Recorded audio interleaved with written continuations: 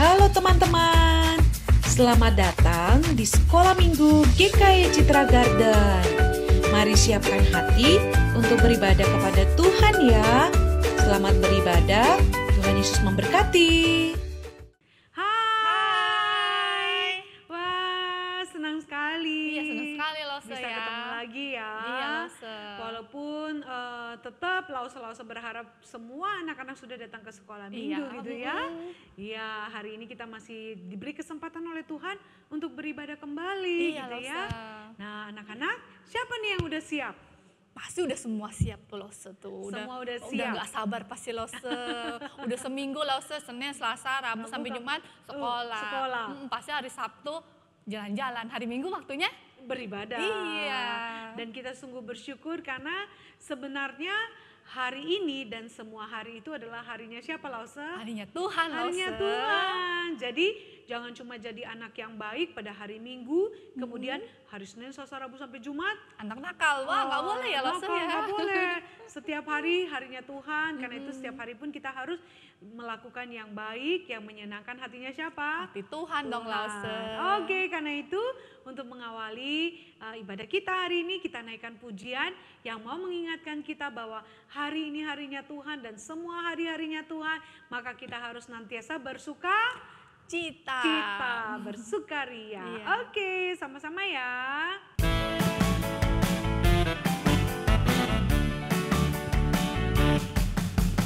Hari ini harinya Tuhan, harinya Tuhan. Mari kita bersukaria, bersukaria. Hari ini harinya Tuhan, mari kita bersukaria. Hari ini harinya Tuhan. Hari Senin, hari Selasa, harinya Tuhan, harinya Tuhan. Hari Rabu, hari Kamis, harinya Tuhan, harinya Tuhan. Hari Jumat, harinya Tuhan. Hari Sabtu, harinya Tuhan. Hari Minggu, semua harinya Tuhan.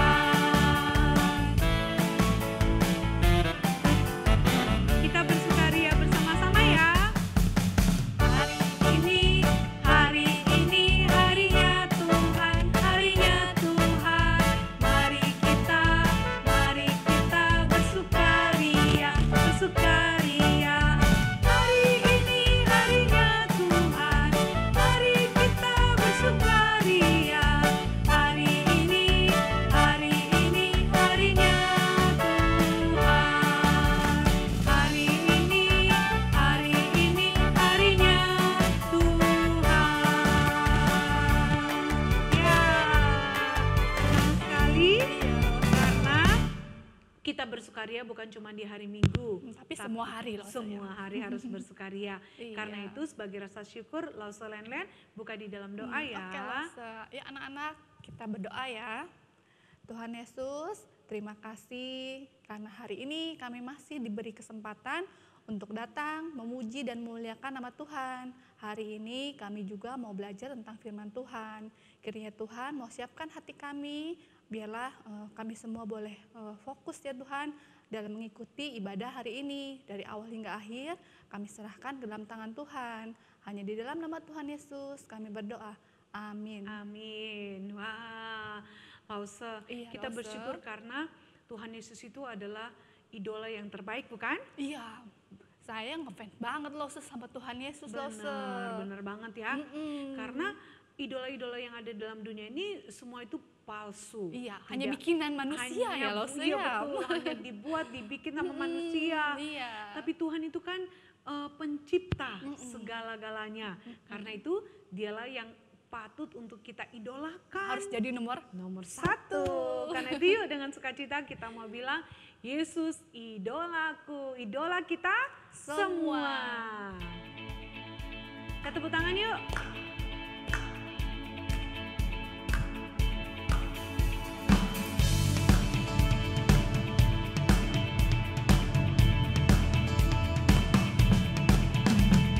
Dunia menawarkan idola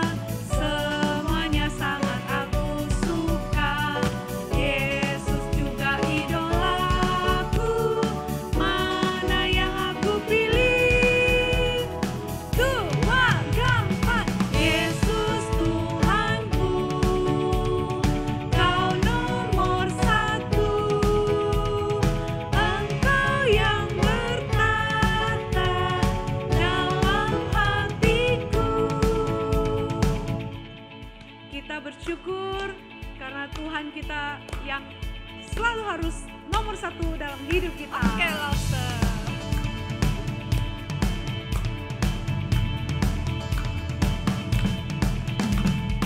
Dunia menawarkan idola, semuanya sangat aku suka.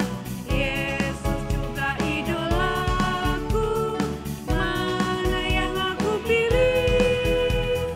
Cuma gampang, Yesus Tuhanku, Kau nomor satu.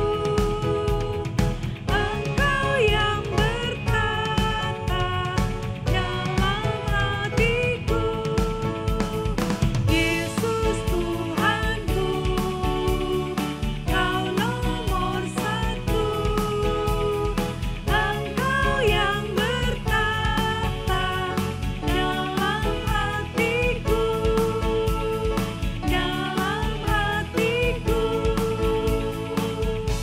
Ya, kita berikan kemuliaan ke Tuhan. Dia selalu harus nomor satu karena kasih Tuhan itu tinggi banget, Lause. Iya, banget, Lause. Banget, lebih tinggi dari langit, bahkan dalam banget, lebih dalam dari apa? Lautan, Lause. Lautan, lebih indah dari apa? pelangi. Karena itu kita bersyukur untuk kasih Yesus yang luar biasa itu. Sama-sama kita bersukacita memuji nama Dia ya. Oke.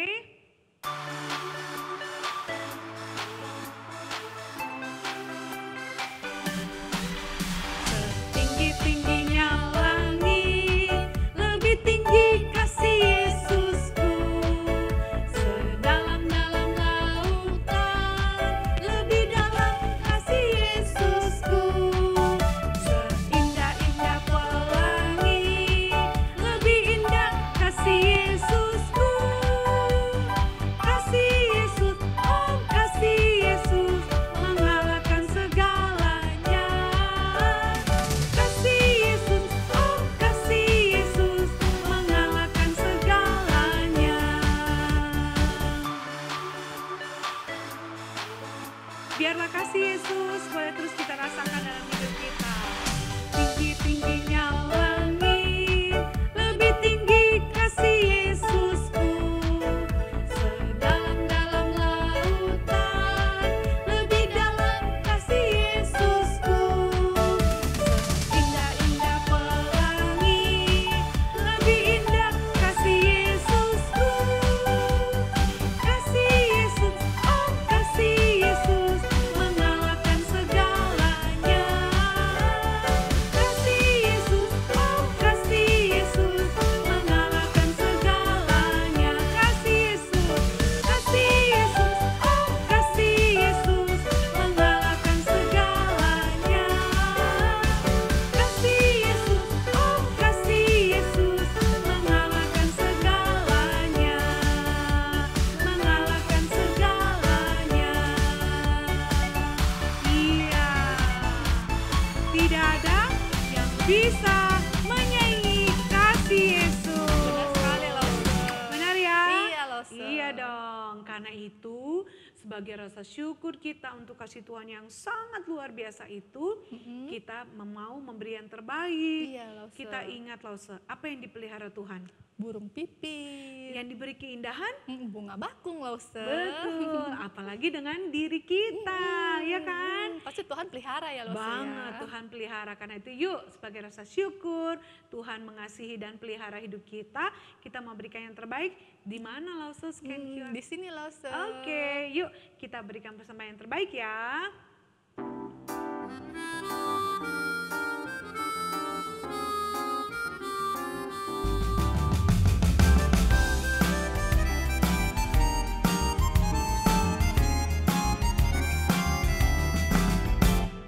Burung pipit yang kecil dikasihi Tuhan, terlebih diriku dikasihi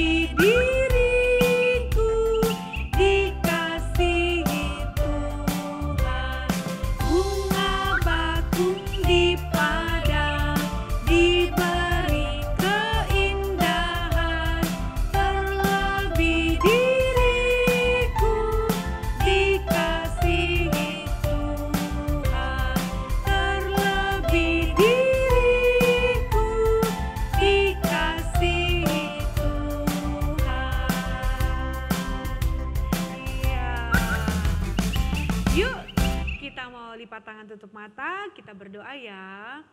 Tuhan, kami bersyukur kami melebihi burung pipit yang Tuhan kasihi dan pelihara, bahkan lebih indah dari bunga bakung di padang. Kami bisa melihat hari demi hari Tuhan tidak pernah tinggalkan kami. Tuhan selalu ada, Tuhan memberi kami makan, Tuhan memberi kami apa yang kami perlu. Kami sungguh bersyukur dan bersuka cita. Karena itu kami berikan persembahan kami. Terimalah Tuhan rasa syukur ini dan pakai untuk jadi berkat bagi sekolah minggu kami. Dalam nama Tuhan Yesus kami berdoa. Amin. Oke, langsung ada pengumuman nih. Sebelum kita nanti mempersiapkan hati nyanyi pujian untuk firman Tuhan ya. Ya, apa tuh Lose? Ini loh, kita selama pandemi kebaktian doa anak kan selalu lewat Zoom. Iya, online ya Lose ya. Online ya. Kadang anak-anak tidak begitu banyak yang ikut, tapi ada juga yang banyak yang ikut, Iya, Lose. gitu ya.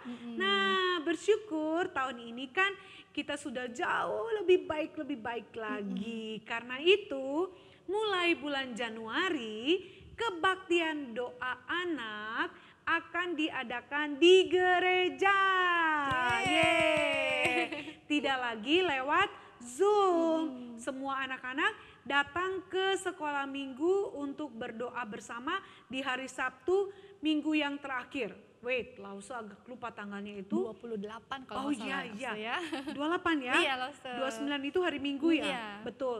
28 Januari. hari Sabtu jam 4 sore.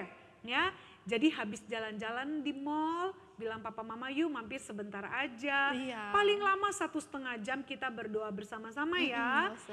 Untuk supaya kamu jadi anak yang setia berdoa.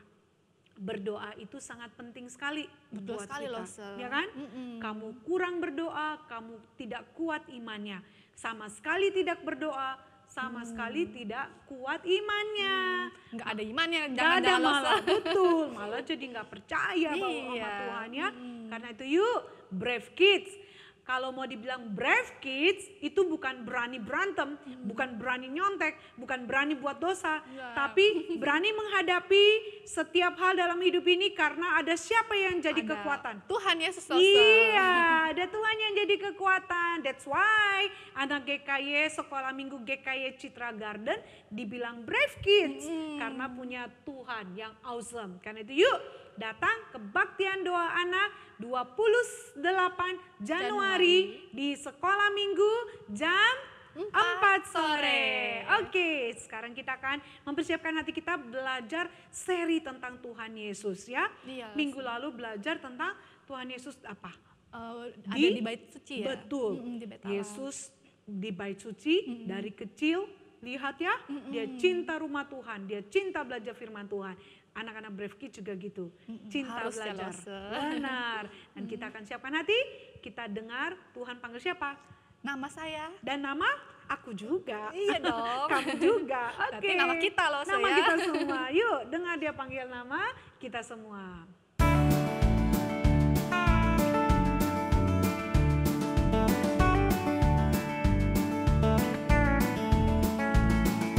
Dengar dia panggil nama saya. Dengar dia panggil namamu. Dengar dia panggil nama saya. Juga dia panggil namamu. Jawab ya, ya, ya.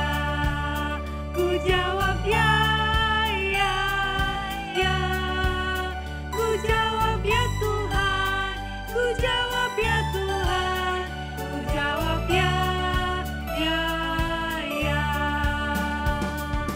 Oh, giranglah. Oh,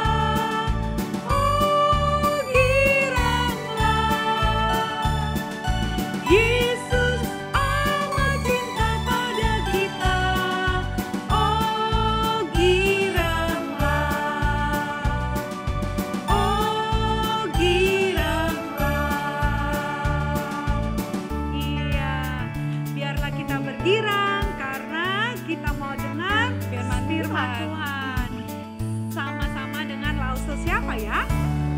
Lause Aldi. Oke. Oke, sampai jumpa minggu depan. Bye. Halo Brave Kids semuanya. Kembali lagi berjumpa dengan Lause Aldi. Wah, gimana nih kabarnya kalian di rumah? Pasti Lause Aldi yakin kalian baik-baik saja di rumah.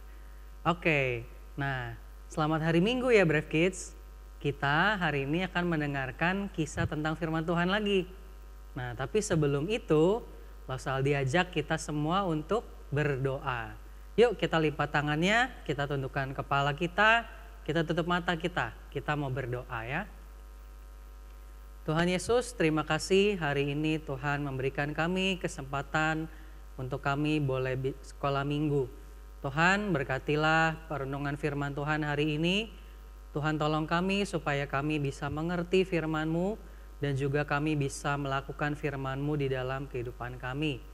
Terima kasih ya Tuhan, kami berdoa di dalam nama Tuhan Yesus. Amin. Nah, hari ini kita mau belajar tentang siapa ya? Ada yang bisa tebak? Nah, adik-adik, hari ini kita mau belajar tentang seorang tokoh yang sangat terkenal sekali di Perjanjian Baru. Namanya adalah Yohanes Pembaptis. Ya, siapa? Iya, betul sekali. Namanya adalah Yohanes Pembaptis. Nah, kita akan belajar nih tentang satu peristiwa di antara Yohanes Pembaptis dengan Tuhan Yesus. Nah, kita akan lihat sama-sama, kita buka Alkitab kita. Kalau misalnya adik-adik masih belum bisa membuka Alkitab, adik-adik boleh minta tolong Papa Mama tolong bantuin saya untuk buka Alkitab. Nah, kita buka yuk dari Matius 3 ayat 13 sampai 17. Matius 3 ayat 13 sampai 17. Nah, adik-adik kalau di situ lihat, di situ kisahnya adalah tentang Yesus dibaptis oleh Yohanes Pembaptis. Nah, adik-adik, siapa sih sebenarnya Yohanes Pembaptis itu? Nah, adik-adik, Yohanes Pembaptis itu adalah anak dari seorang imam, namanya adalah Zakaria, dan ibunya adalah Elisabet. Nah, adik-adik, kelahiran Yohanes Pembaptis itu sangat ajaib sekali, karena itu adalah kisah yang luar biasa sekali. Nah, pada suatu kali Elisabet itu istri dari Imam Zakaria ini sebenarnya dia nggak bisa punya anak, adik-adik. Mereka itu sudah tua, Imam Zakaria dan Elisabet itu sudah tua, dan mereka nggak mungkin bisa punya anak. Dan juga dikatakan Elisabet, istri Imam Zakaria itu mandul. Mandul itu artinya Elisabet itu nggak bisa mempunyai keturunan. Nah, adik-adik, kita tahu ternyata ada maksud Tuhan di balik itu. Akhirnya malaikat Tuhan itu mengabarkan kepada mereka berdua bahwa mereka akan mempunyai seorang anak laki-laki.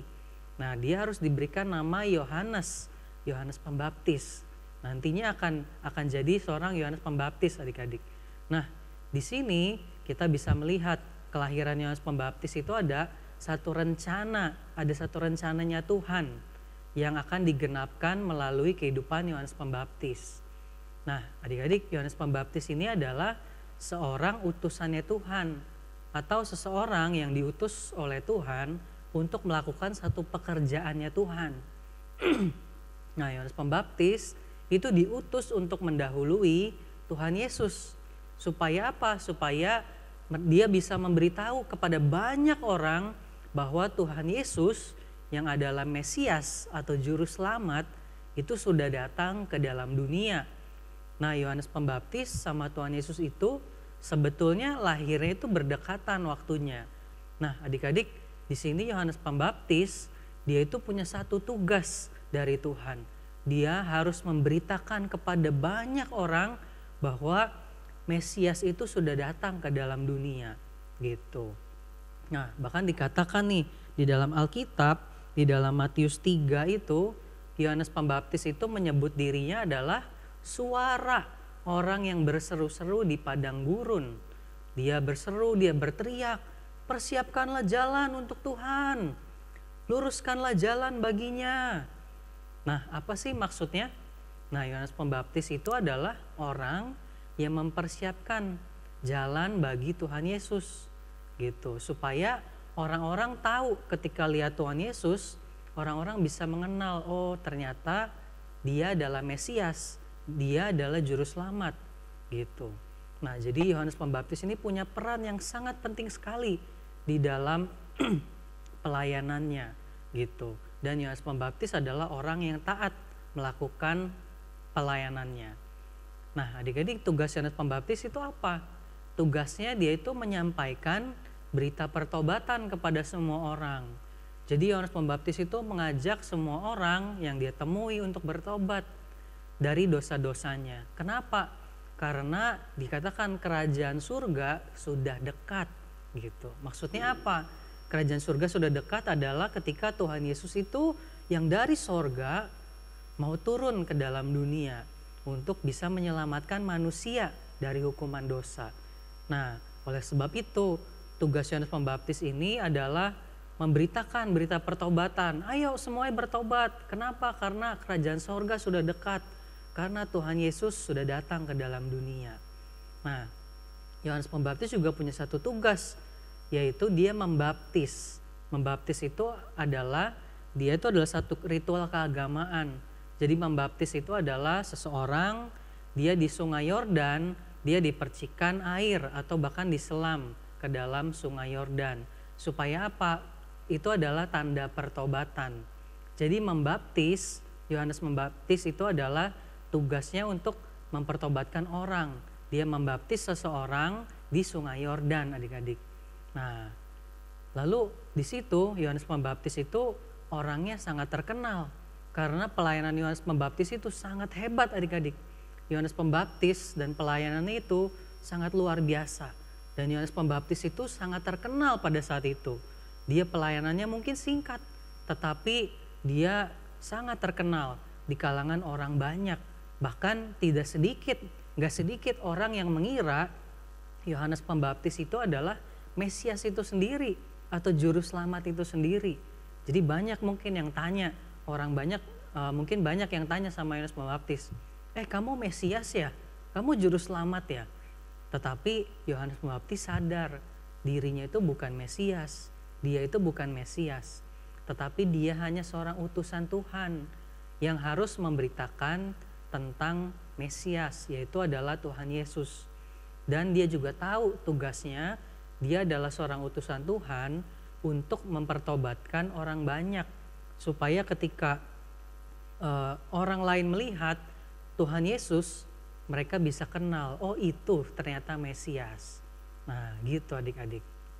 Nah pada satu hari Yohanes Pembaptis itu akhirnya bertemu dengan Tuhan Yesus.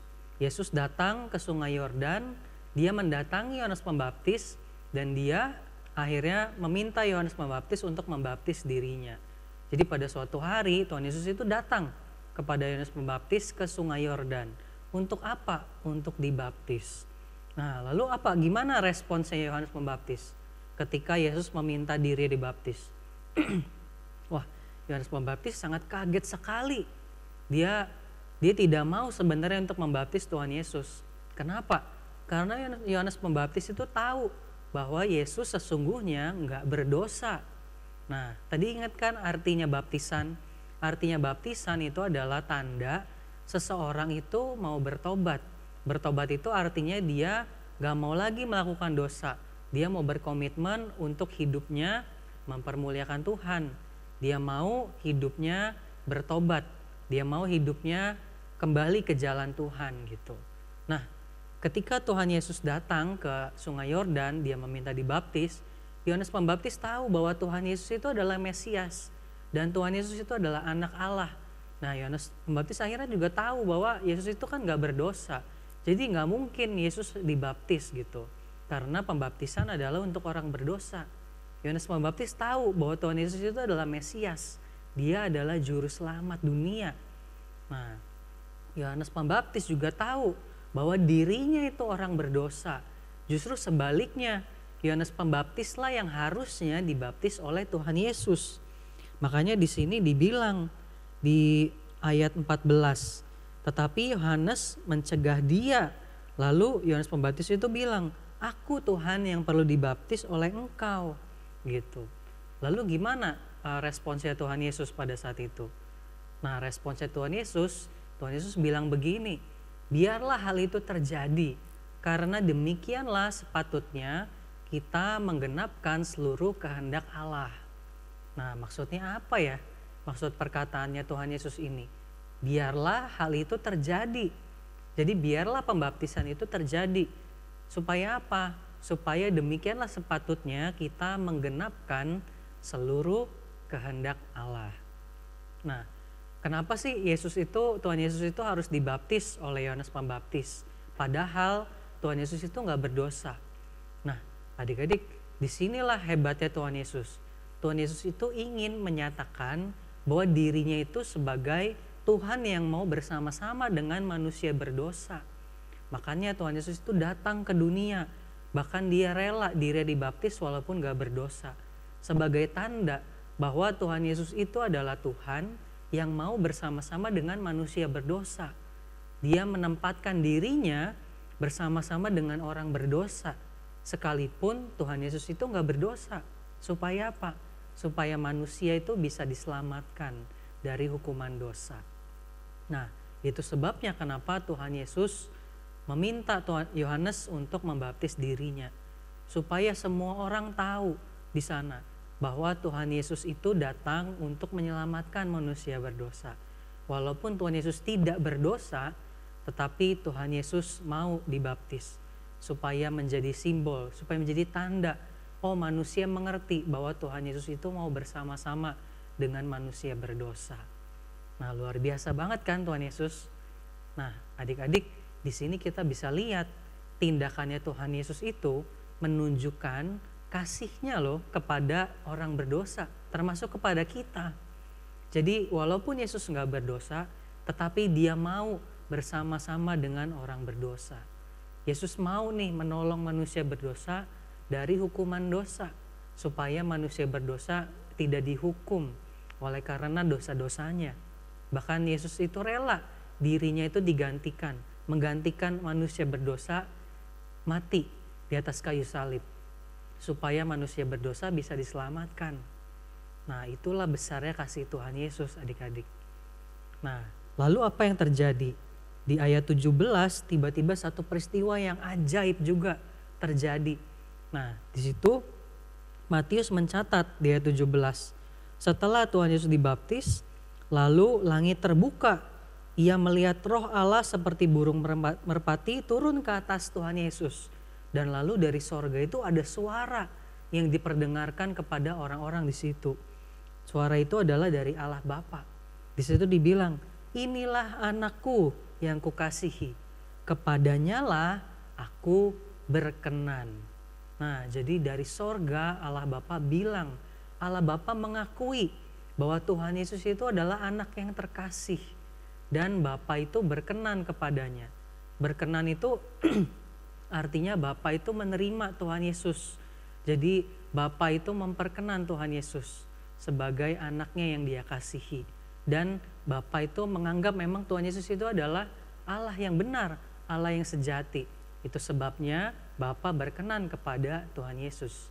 Nah, ini menunjukkan kepada manusia berdosa bahwa Tuhan Yesus itu memang sungguh adalah juru selamat. Nah, juru selamat itu harus tidak berdosa. Bagaimana mungkin kalau dia berdosa lalu dia bisa menyelamatkan orang berdosa? Gak mungkin. Itu sebabnya Tuhan Yesus harus turun sebagai manusia yang tidak berdosa supaya bisa menyelamatkan manusia berdosa. Nah, itu akhirnya Allah Bapa itu mengakui bahwa Tuhan Yesus sebagai anaknya yang terkasih gitu.